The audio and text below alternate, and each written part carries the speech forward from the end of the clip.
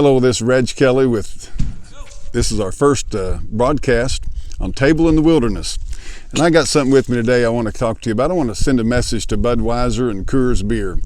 Going down the road today, you might have saw our clip a little while ago, and you see these here Bud Light cans and boxes, Bud Light cans and boxes and all kinds of stuff everywhere on the road these days. You know, the the liberals, they like to drink and spread their beer and stuff and then throw it out in the road. But what I want to talk to you today is about liquor, the damage that it does to people's lives and so forth. And to me, the environmental impact, as far as just picking up on the roads, is not near as important as what it does to a man's soul, his life, and his family. I was checking out here recently.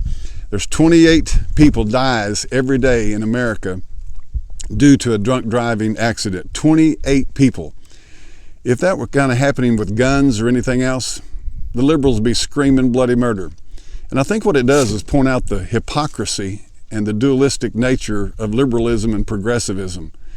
If you go after liquor, that's their treasure. They don't ever say it. They don't peep a word about liquor and what it's doing to families and homes. And we think about, in the ball games. I used to watch the ball games and and sports programs, and here comes a advertisement, and they're setting up against a bar, and he's got a Bud Light can in his hand, and 2 or 3 women comes and throws their arm around him half naked. And the whole idea is that if you'll drink our beer, that women's going to take care of you. But I never saw him run an advertisement where a guy's puking his guts out or choking to death on his own vomit like Bon Scott did with AC/DC. And they don't tell you about that. They don't show advertisements of guys busting in the door and kicking their wife and slapping her, knocking her down, and hitting their kids.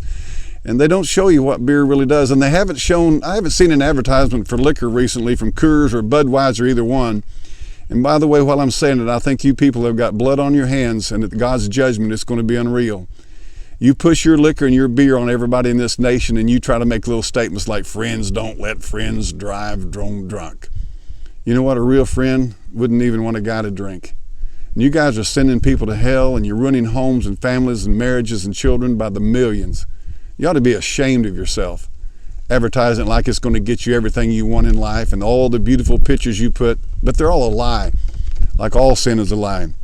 So anyway, I just want to say to Budweiser and Coors, why don't you quit being hypocrites? Why don't you put the real ads out there, the ones that shows the crushed up car with 2 or 3 kids dead in it?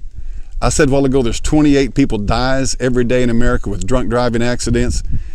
1 out of 3 car accidents are the leading cause of death with teenagers, and 1 out of 3 of those deaths are drunk driver related.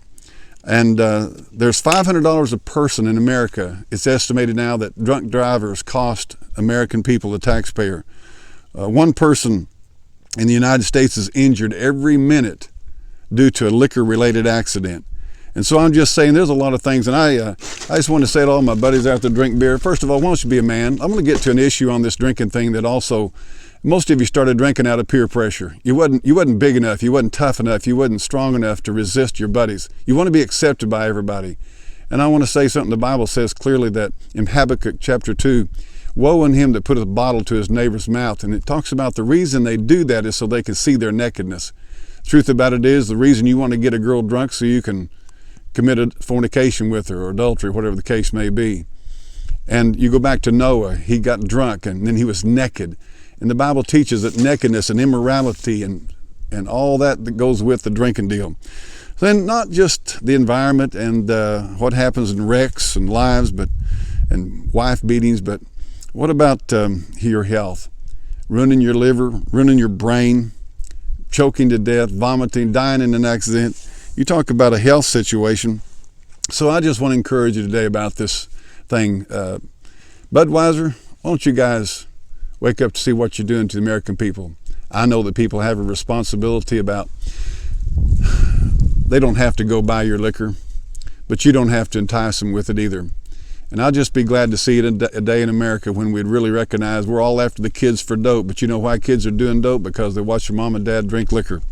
So anyway, the next time you think liquor is a good idea, why don't you look and think about the guy that's beating his wife, kicking her, slapping her, the guy that's hollering at his kids, the guy that's laying there by his own vomit, the kid that's laying there in the car, And I just want to encourage everybody listening to me today. Why don't we get real about liquor?